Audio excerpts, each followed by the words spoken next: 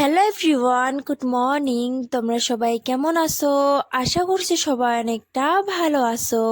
আমরা ভালো নেই, কারণ তোমরা এই ভিডিওটা দেখলে অবশ্যই বুঝতে পারবে। প্রতিদিনের মতন আজকে আবারও নতুন ভিডিও নিয়ে তোমাদের মাঝে চলে আসলাম। ভিডিওটা স্কিপ না করে পুরো ভিডিও দেখে যাবেন। একদিন ধরে না আমার আম্মুর শরীরটা অনেকটা খারাপ। আজকে একটু শরীরটা আম্মুর বেশি খারাপ। আম্মু সকাল থেকে কেঁদেই যাচ্ছে। আম্মু বলছে যে আম্মুর পুরো শরীর আর বুক ব্যথা করছে। 1 বছর আগে না আম্মু পড়ে গেছিল, সে হাড্ডিটা না ফ্র্যাকচার হয়ে গেছে। সেই বিষটা না আম্মুর এখনো উঠে থাকে। আর বুকে যে ব্যথা, এটা যে কিসের জন্য হচ্ছে তা জানি না। তাই আম্মুকে আজকে হসপিটালে নিয়ে আসছি। ডক্টরকে দেখাতে বললো যে এক্সরে করতে হবে। তাই আম্মুকে এক্সরে করে নিয়ে ভাবলাম একটু বাইরে গিয়ে কিছু খাবো। আম্মুর এতটা বুকের ব্যথা করছিল যে আবারও হসপিটালে ঘুরে আসতে হলো। হসপিটালে এসে রিপোর্টটা নিয়ে ডাক্তারকে দেখাতে গেলাম। তখনই ডাক্তার বললো আম্মু নাকি বুকে ব্লাড জমছে। তাই আম্মুকে তখনই এডমিশন লিখে দিল। জানি না আম্মুর বুকে ব্লাডটা কেন জমছে, তবে হ্যাঁ, তোমরা আম্মুর জন্য অনেক বেশি দোয়া করবে যাতে আম্মু অনেক তাড়াতাড়ি সুস্থ হয়, আমরা আবারও বাড়ি চলে যাই। আম্মুকে নিয়ে অনেক বেশি টেনশন হচ্ছে, জানি না আম্মুর কি হবে। আম্মুকে এখানে রেখে আমি নিচে যাচ্ছি গেট পাসের জন্য।